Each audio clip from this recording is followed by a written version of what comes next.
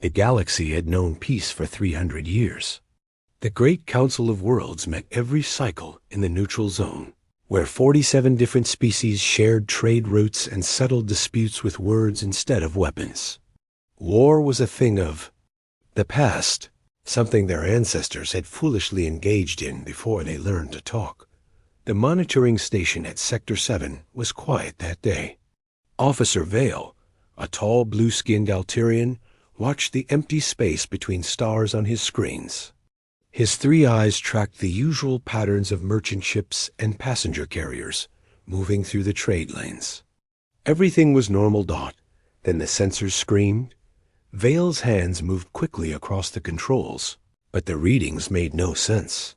Something massive was coming through hyperspace, but the energy signature was unlike anything in the databases.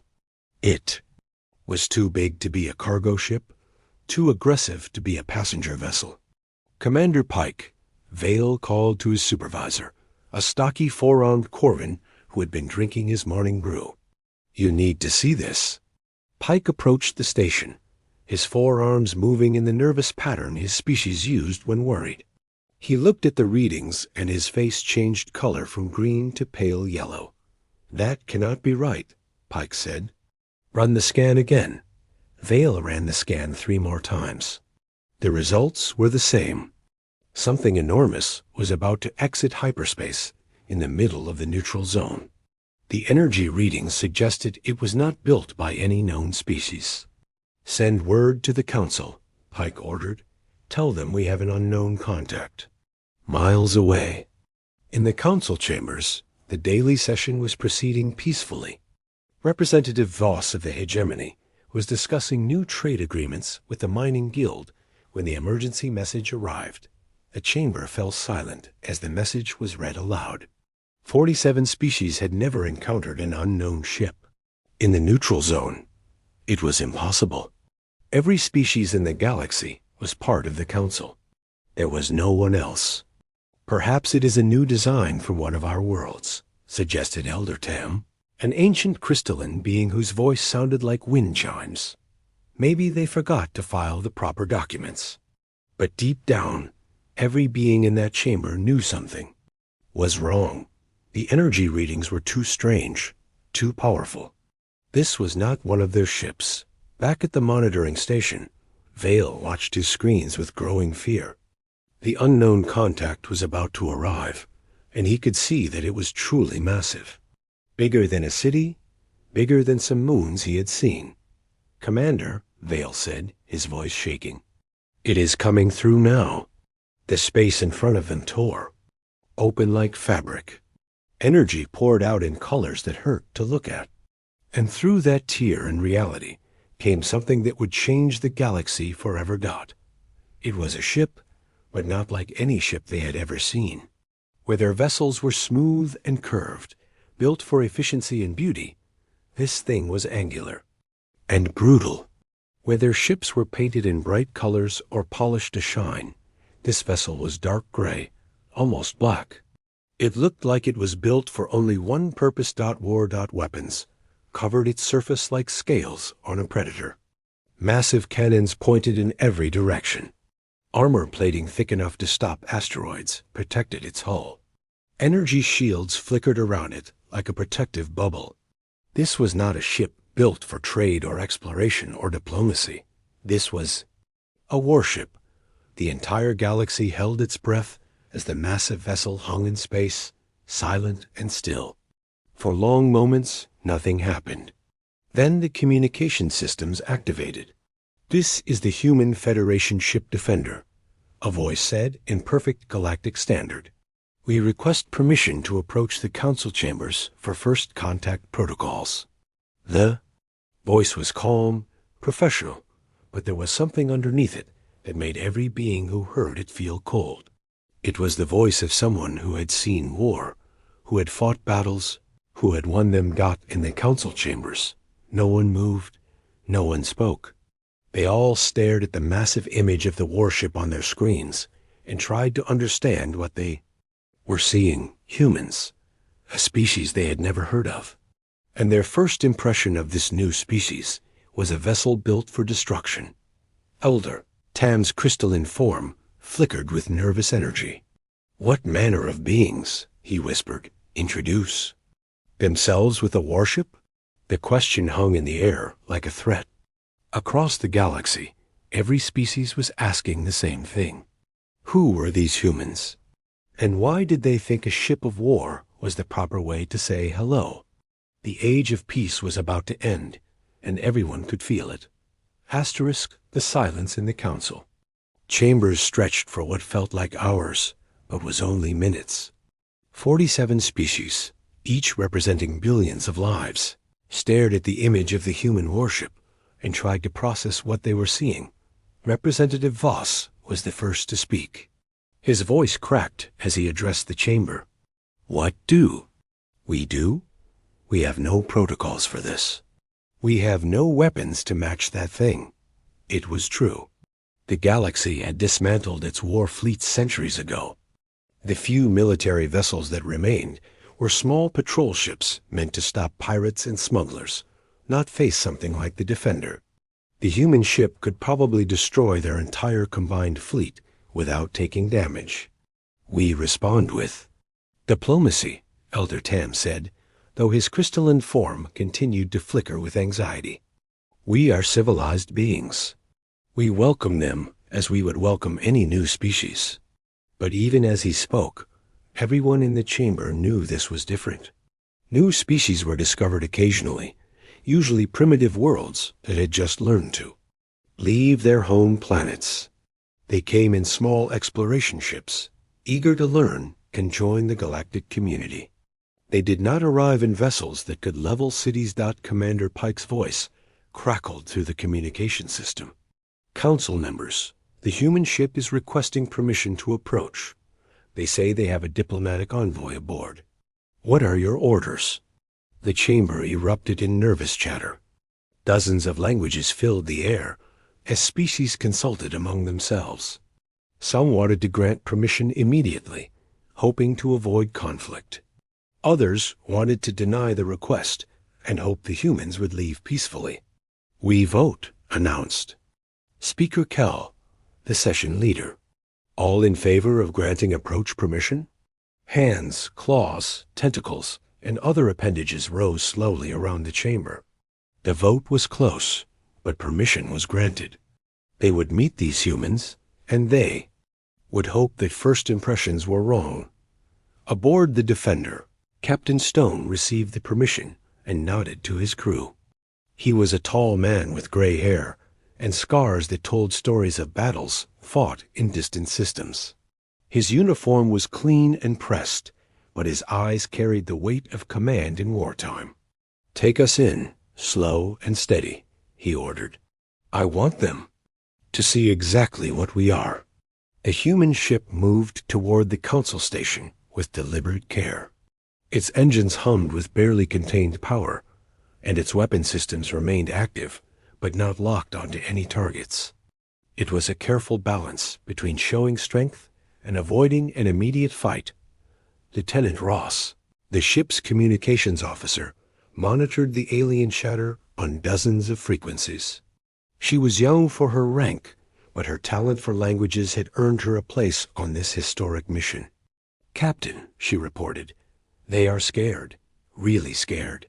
I am picking up emergency broadcasts across multiple systems. They are mobilizing what military assets they have." Captain Stone smiled grimly. "Let them. They need to understand what they are dealing with." The human ship approached the council station like a predator stalking prey. Every movement was calculated, every system active and ready. The aliens watching had never seen anything like it. On the monitoring station, Officer Vale tracked the approach with growing dread. The human ship was massive up close, easily 10 times the size of the council station. Its weapons were numerous and obviously powerful, but what frightened him most was how smoothly it moved. This was not a ship built by amateurs. This was a vessel designed by a species that had mastered the art of war. "They are requesting docking permission," Vale reported. To Commander Pike, Pike's 4 arms moved in complex patterns of stress and fear. "Granted." Bay 7. It is our largest. The human ship extended a docking tube that connected to the station with mechanical precision. For several minutes, nothing happened. Then the airlock opened, and the humans emerged. Captain Stone walked first, flanked by 4 Marines in combat. Armor. The Marines carried weapons that looked simple but effective, and they moved with the practiced ease of soldiers who had seen real combat. Behind them came a woman in a different uniform, carrying what appeared to be diplomatic documents. Asterisk. The humans were smaller than many of the alien species, but there was something about them that made even the largest beings step back. They moved with purpose and confidence, as if they owned whatever space they entered. "I am Captain Stone of the Human Federation," the leader announced. "This is Ambassador Clark. We come seeking dialogue with your council." Commander Pike approached carefully, his forearms held in a gesture of peace. "Welcome to Sector 7 Station. I am Commander Pike. We are honored by your visit." Captain Stone nodded politely, but his eyes never stopped scanning the area, cataloging exits and potential threats. "The honor is ours. We look forward to learning about your civilization." The words were diplomatic, but the subtext was clear. The humans were studying them, evaluating them, preparing for whatever might come next. This was first contact, but it felt like the prelude to conquest. Asterisk, the council chambers had never held such tension. Ambassador Clark stood at the center of the great circle, surrounded by representatives from 47 species. Her uniform was simple compared to the elaborate robes and ceremonial garments of the aliens, but she carried herself with quiet authority. Captain Stone remained near the entrance with his Marines, a reminder of the warship waiting outside. Their presence was not threatening, but it was impossible to ignore. "We welcome you to our galactic community," Speaker Kell began, his voice carefully controlled. "We are curious about your species and your home worlds. Perhaps you could tell us about your civilization?" Ambassador Clark smiled politely.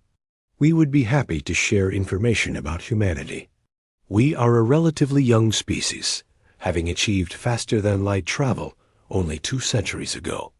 We have colonized 43 star systems and established trade networks across our region of space." The numbers were impressive, but what struck the council members was how casually she mentioned them. 2 centuries was remarkably fast for such expansion. Most species took millennia to spread across so many systems. "And your ship?" Elder Tam asked, his crystalline form flickering with nervous energy. "It is quite substantial. Is it typical of your fleet?" "The Defender is a standard heavy cruiser," Ambassador Clark replied. "We have larger vessels, but we thought it appropriate to send something modest for first contact." A wave of shocked silence rippled through the chamber. If this massive warship was considered modest, what did their full military look like? Representative Voss leaned forward. "Forgive my directness, but your ship appears to be designed for combat. Are you currently at war?" "Not at the moment," Captain Stone answered from his position near the door. "But we maintain our readiness. The galaxy can be dangerous." "But there is no war here," protested Elder Tam.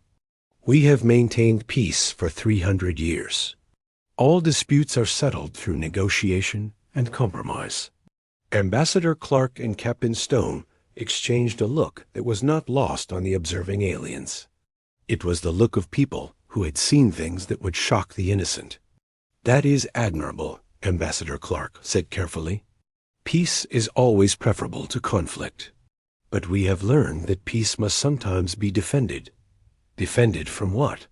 asked Representative Voss. "What threats do you face that require such?" "Preparations?" The question hung in the air like a challenge. Ambassador Clark was quiet for a long moment, choosing her words carefully. "We have encountered hostile species in our expansion," she said finally. "Some civilizations view diplomacy as weakness. Others see new colonies as opportunities for conquest. We learned early that good intentions are not always enough. The council members looked at each other with growing unease. They had never encountered such thinking. In their experience, all civilizations were reasonable once proper communication was established. Perhaps, suggested Elder Tam, these hostile species simply misunderstood your intentions.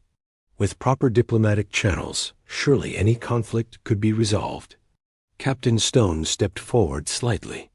We tried diplomacy first, always. But when the Ravagers attacked our colony on New Eden, diplomacy did not save the 100,000 civilians who died in the first wave. When the Hive Collective attempted to assimilate our outer settlements, negotiations did not stop them from turning our people into mindless drones. The captain's voice was steady, but there was an edge to it that made several council members instinctively move back. These were not theoretical threats he was discussing. These were memories. The Ravagers and Hive Collective, Speaker Kell said slowly. We have never heard of these species. Are they from your region of space? They were, Ambassador Clark replied. Past tense. The implication hit the council like a physical blow. These unknown hostile species no longer existed. The humans had not just defended themselves. They had eliminated the threats entirely. You destroyed them? Whispered Representative Voss. We did what was necessary to protect our people, Captain Stone said simply. They gave us no choice. The chamber fell silent again. The council members were trying to process what they were hearing. These humans spoke of genocide as if it were a practical decision, a necessary action to protect their civilization. How many? Elder Tam asked, his voice barely audible. How many what? Ambassador Clark responded. How many species have you eliminated? Ambassador Clark consulted a small device. 7 hostile species have been completely neutralized. 12. Others have been rendered incapable of further aggression. 3 have agreed to peaceful coexistence after negotiations.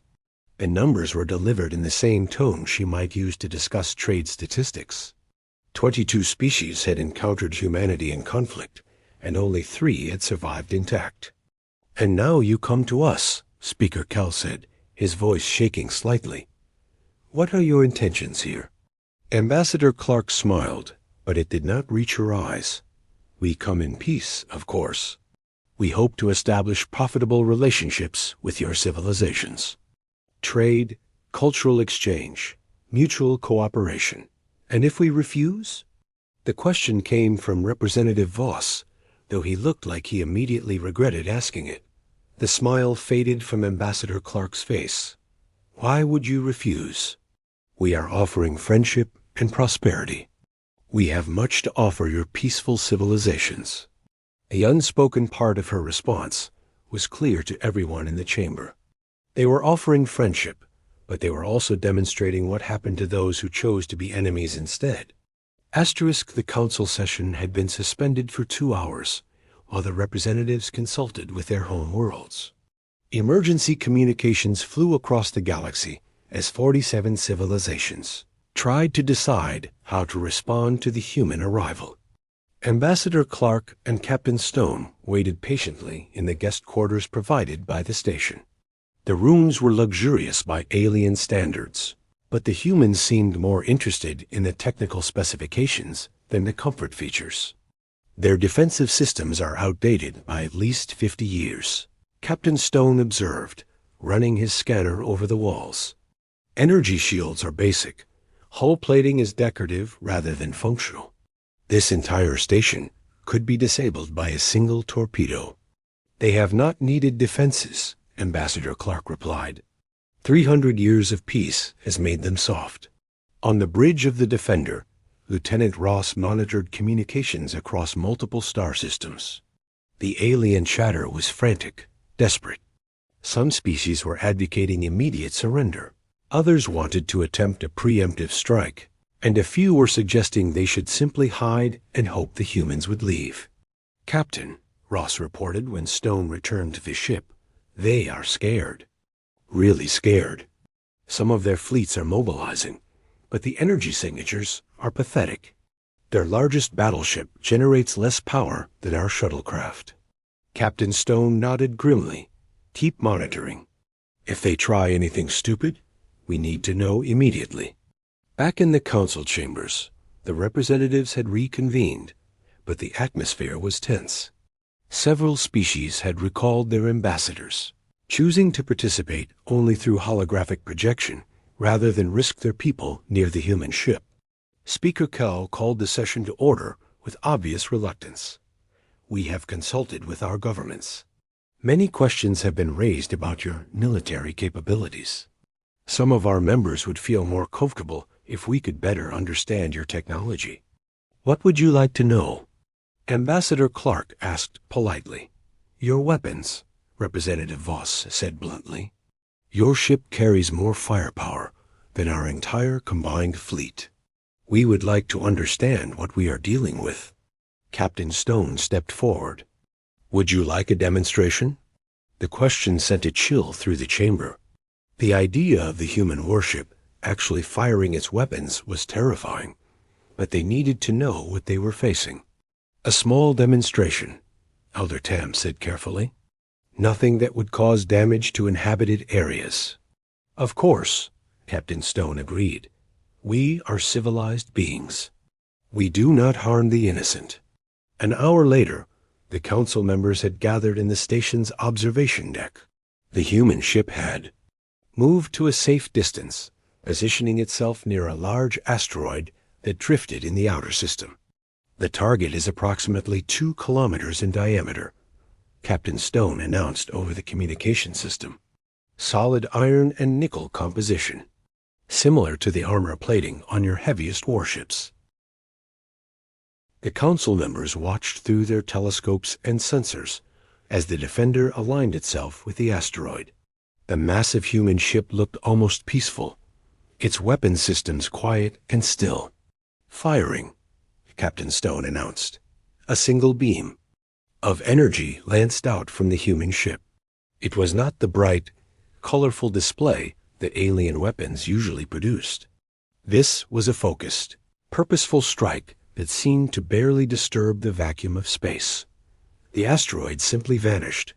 Where a mountain of metal had existed moments before, there was only empty space and a few glowing particles that quickly dispersed. The weapon had not blown the asteroid apart. It had unmade it at the molecular level. The silence in the observation deck was absolute. Several council members had stopped breathing entirely. Representative Voss made a small choking sound. That was our lightest beam weapon. Captain Stone's voice crackled through the speakers. We have much heavier systems available if needed.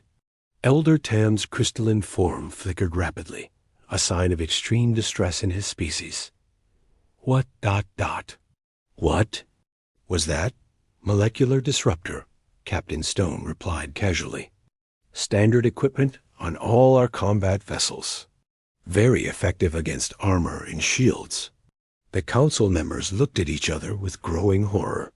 Their most powerful weapons could barely scratch the surface of such an asteroid. The humans had erased it from existence with what they considered a light weapon. How many ships in your fleet carry such weapons? Speaker Kell asked, though his voice suggested he was afraid to hear the answer. All of them, Ambassador Clark replied. Even our civilian vessels carry basic defensive systems. We learned early that the galaxy is not always a safe place. Representative Voss collapsed into his chair. How many ships do you have? Currently. Operational? Approximately 12,000 combat vessels of various classes. We have another 8,000 in reserve, and our shipyards can produce 6 new vessels per month if needed. The numbers were incomprehensible. The entire Galactic fleet of all 47 species combined numbered fewer than 3,000 ships, most of them barely armed patrol craft. What do you want from us? Elder Tam whispered. Ambassador Clark's expression remained diplomatic, but her eyes were cold. We want to be friends. We want to trade, to share knowledge, to build a better galaxy together. We believe in cooperation and mutual benefit. She paused, letting her words sink in. But we also believe in being prepared. The galaxy is full of dangers that you have been fortunate enough to avoid. We can help protect you from those dangers. We can be your shield against the threats you do not yet know exist. The offer was clear. Accept human protection, accept human friendship, and prosper under human guidance. The alternative was unspoken, but equally clear. The council chambers had never been so quiet. For 6 hours, the representatives had debated behind closed doors, while the human delegation waited patiently aboard their ship. The discussion had been heated, desperate, and ultimately futile. They had no choice, and everyone knew it. Speaker Kell stood before the assembled representatives, his usual confidence replaced by weary resignation. We have heard from all member worlds. The vote is unanimous. We accept the human offer of friendship and protection. The words tasted like ash in his mouth. Protection. Such a gentle word for what amounted to conquest without a battle. Elder Tam's crystalline form flickered weakly. What terms do they propose? We have not discussed terms yet, Speaker Kell replied. But we must assume they will be generous. The humans seem to prefer willing cooperation to forced submission. Representative Voss laughed bitterly. Generous? They have just demonstrated that they could destroy our entire civilization before we could send a single distress signal. Any terms they offer will be generous only by their standards. But what choice did they have? Some species had suggested fleeing to distant systems, but the humans had 43 colonies and faster ships. Others had proposed hiding, but the human sensors had tracked their movements with casual ease. A few had even suggested fighting, but the demonstration with the asteroid had ended that discussion quickly. Ambassador Clark received the Council's decision with polite satisfaction. We are pleased by your wisdom. The Human Federation looks forward to a long and profitable relationship with your civilizations. What happens now? Speaker Kell asked. Now we discuss the practical details, Ambassador Clark replied. We will need to establish trade agreements, defense pacts, and coordination protocols. We will also need to station some of our ships in your territory to ensure your protection. The euphemisms were carefully chosen. Trade agreements meant economic control. Defense pacts meant military submission. Coordination protocols meant political oversight. And stationed ships meant occupation. How many ships? Elder Tam asked weakly. Not many, Captain Stone assured him. A few patrol squadrons in each major system. Perhaps 50 ships total across all your territories. Barely noticeable, really. 50 ships, each one capable of destroying planets. The human idea of a light garrison was larger than the entire combined fleet of several species. And the cost of this protection? Representative Voss asked. Minimal, Ambassador Clark replied. We ask only for reasonable contributions to the common defense. Raw materials, manufacturing capacity, perhaps some personnel for training programs. Nothing that would strain your economies. Raw materials to build more human ships. Manufacturing capacity to produce human weapons. Personnel to be trained in human methods. The price of protection was the complete integration of their civilizations into the human war machine. We will need time to prepare our people, Speaker Kell said. This is a significant change for civilizations that have known only peace. Of course, Ambassador Clark agreed. We understand that transitions can be difficult. We will provide advisors to help your governments adapt to the new reality. Political consultants, economic specialists, military trainers. We want this to be as smooth as possible. Advisors, the final piece of the puzzle. Human officials embedded in every government, every military, every economic system. They would help the aliens adapt, guide them through the transition, ensure they made the right choices. When do we begin? Elder Tam asked. his voice barely a whisper. Immediately. Captain Stone replied, "The galaxy is dangerous, and every day of delay puts your people at risk. We have already dispatched additional ships to begin establishing protective patrols. Additional ships. Not just the Defender, but an entire fleet already moving into position." The humans had planned this carefully, anticipated every possibility, prepared for every contingency. "You were very confident of our answer," Representative Voss observed. Ambassador Clark smiled. "We were hopeful. Civilized beings usually make civilized choices when presented with clear information. Clear information. The destruction of an asteroid, the casual mention of eliminated species, the overwhelming display of military power. The message had been perfectly clear. What about species that might resist these changes? Speaker Kell asked. "We sincerely hope it will not be necessary," Ambassador Clark replied. "But we have found that most resistance comes from misunderstanding rather than genuine hostility. Our advisors are very skilled at helping populations understand the benefits of cooperation." The room fell silent again. Everyone understood what was being offered and what would happen to those who refused it. "We will need to address our populations," Speaker Kell said finally. "This will be difficult news to deliver." "We understand," Captain Stone said, "but we recommend honesty.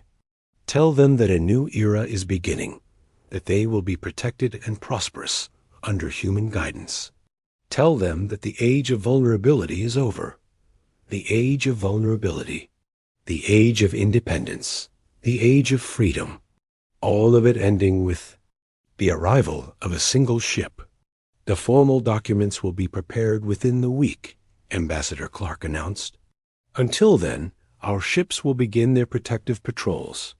We want to ensure your safety during this transition period." The meeting was over. The galaxy had changed hands in a single afternoon, and there had been no battle, no resistance, no heroic last stands. Just the quiet acceptance of reality by civilizations that had forgotten how to fight. As the council members filed out, each returning to their worlds with the news of their surrender, Captain Stone turned to Ambassador Clark. "That went well," he said quietly. Asterisk.